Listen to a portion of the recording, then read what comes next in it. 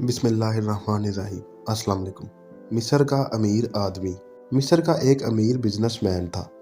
उसकी उम्र 50 साल के लगभग थी कि एक दिन उसको दिल में तकलीफ का एहसास हुआ, और जब उसने काहिरा के सबसे बड़े हस्पताल में अपना इलाज कराया तो उन्होंने माजरत करते हुए इसे यूरोप जाने का कहा।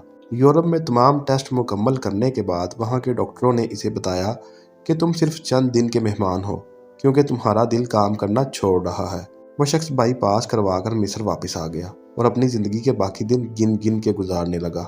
एक दिन वो एक दुकान से गोश्त खरीद रहा था जब उसने देखा कि एक औरत कसाई के फेंके हुए चर्बी के टुकड़ों को जमा कर रही है। उस शख्स ने औरत से पूछा, तुम इसे क्यों जमा कर रही हो? औरत ने जवाब दिया कि घर में बच्चे गोश्त खाने की जिद कर रहे हैं। चूँकि मेरा शोहर मर चुका है और कमाने का कोई जरिया भी नहीं है, इसलिए मैंने बच्चों की जिद की बदौलत मजबूर होकर ये कदम उठाया है।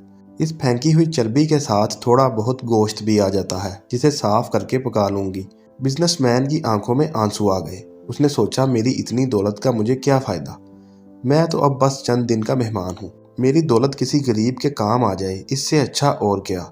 उसने उसी वक्त उस औरत को काफ़ी सारा गोश्त खरीद कर दिया और कसाई से कहा, इस औरत को पहचान लो, ये जब भी आए और जितना भी गोश्त मांगे इसे दे देना और पैसे मुझसे ले लेना। इस वाक़ये के बाद वो शख्स अपने रोज़मर्रा के मामूलात में मसरूफ़ हो गया। कुछ दिन इसे दिल में किसी तकलीफ़ का एहसास न हुआ तो उसने काहिरा में मौजूद लेबॉर्ट्री में दोबारा टेस्ट कराए। डॉक्टरों ने बताया कि रिपोर्ट के मुताबिक आपके दिल में कोई मसला नहीं है, लेकिन तसल्ली के लिए आप दोबारा यूरोप में चेकअप करवाएं। वो शख्स दोबारा यूरोप गया और वहाँ टेस्ट कराए। रिपोर्ट्स के मुताबिक उसके दिल में कोई खराबी सर से थी ही नहीं।